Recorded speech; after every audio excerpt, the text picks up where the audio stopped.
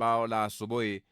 Nami hapa nimechelea haya na kufahamisha kwamba Simama na kituo hiki kufikia malengo yake uratibu kwenye hatua ya kununua transmitter yenye uwezo wa kurusha matangazo yake mbali na kwa njia nzuri, ili tuweze kuwafikia mamilioni ya watu kwa njia FM. Unaweza wasilisha mchango wako kupitia paybill number ni 625 account number ni 01245085217800 au till number ni 45614668 kupitia mitandao yote.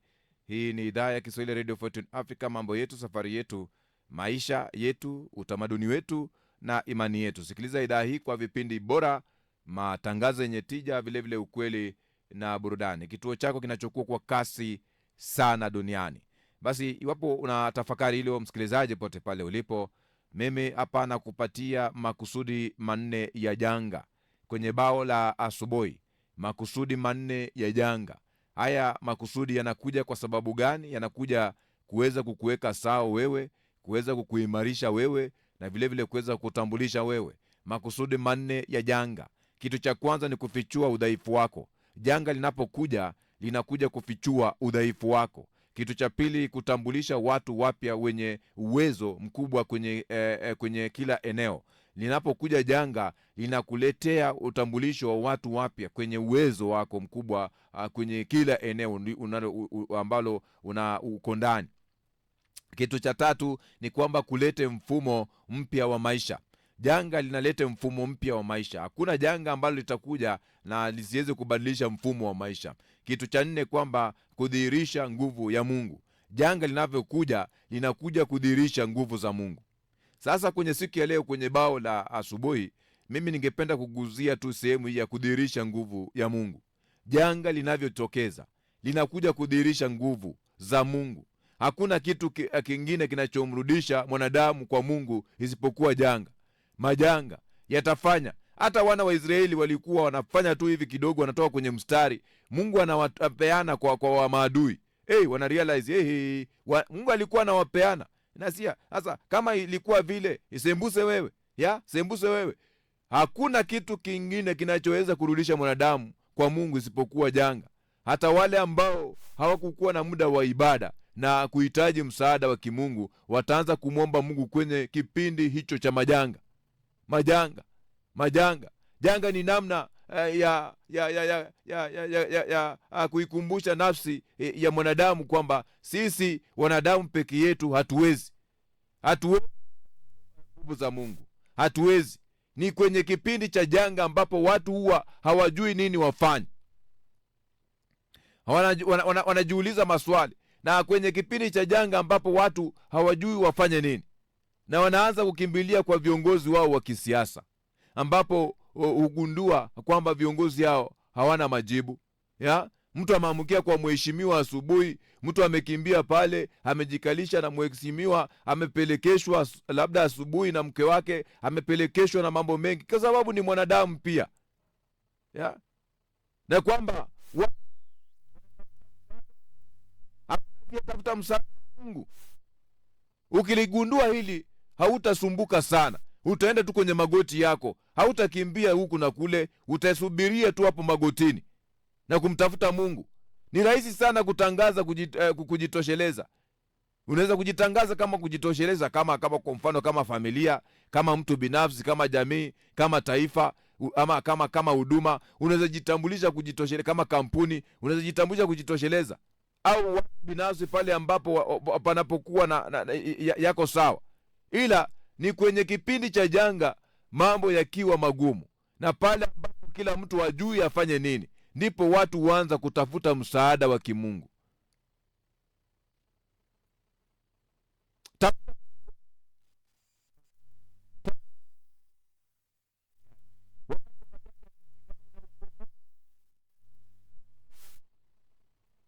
Hata watu nguvu ya janga, hata kunaona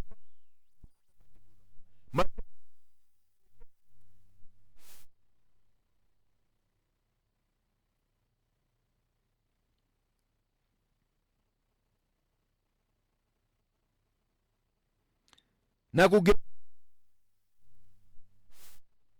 kumwelekezea Mungu. Nakumbuka niliposema kuna watu ambao hawana muda kumtafuta Mungu, wako busy kutafuta pesa, na hata pesa zenyewe wana bidii kama za mchwa kutafuta pesa, na hizo pesa zenyewe lakini unapopokea kila kitu huwa kinabadilika. Unaanza kumtafuta Mungu kwa sababu unapokea taarifa mbaya daktari, wakati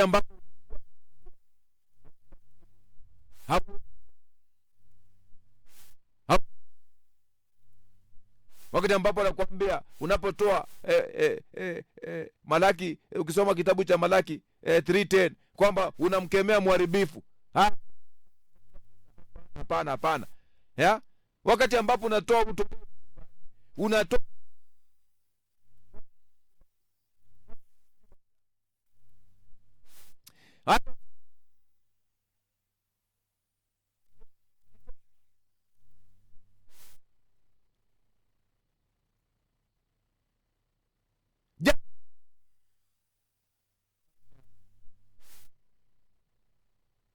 kukukumbusha kwamba peke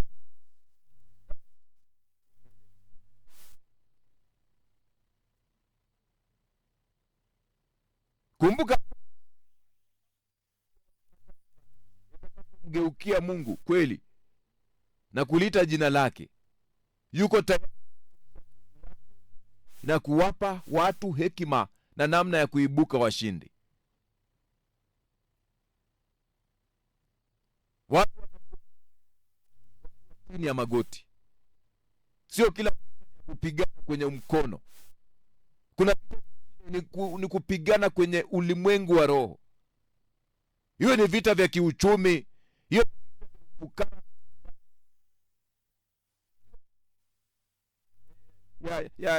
ya umaskini imewandama.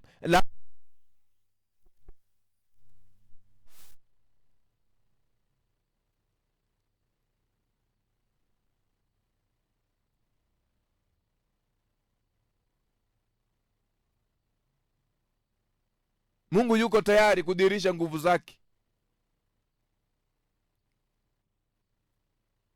Usimwekee kile anachoweza kufanya kwenye majira haya.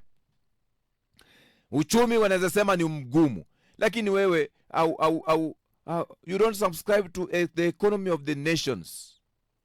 You subscribe to the economy of the kingdom of heaven. He will supply in abundance. Hata kupatia kwenye mapito.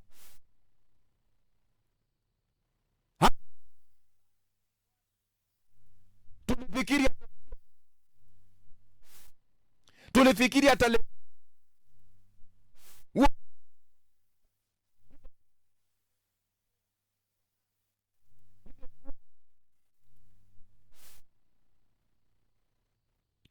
hata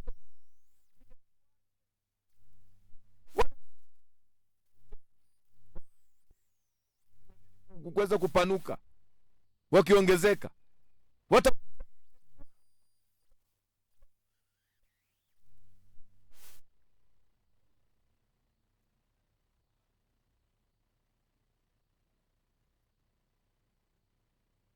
kuzidishwa. Kutakuja kipindi cha majanga.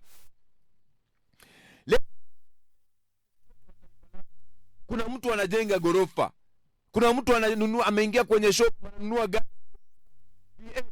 kuna mtu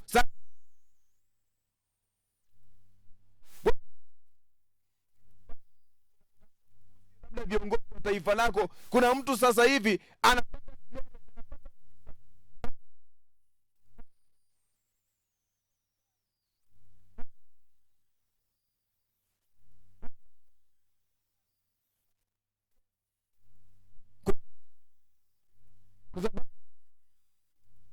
kuna kuzidishwa kutakuwa katika kipindi cha majanga.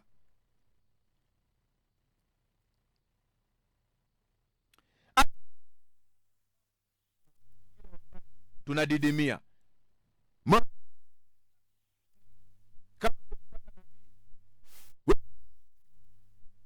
Kinywa cha mshindi. Maisha yangu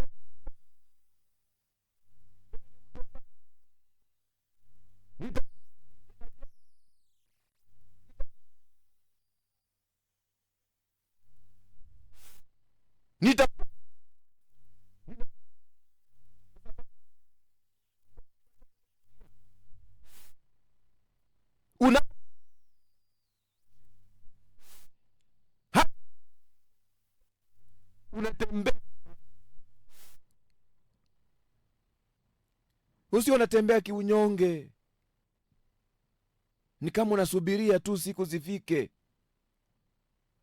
Hamna, tutaishi kuona wetu na tutawatengenezea na urithi.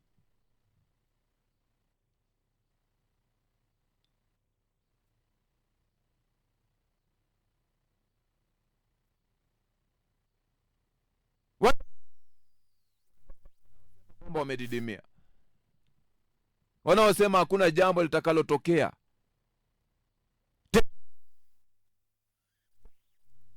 kwa kukiri kwenye kipindi cha hali ngumu,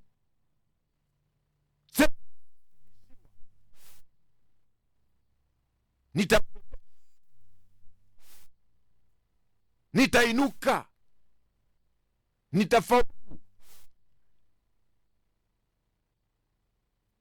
nitamiliki.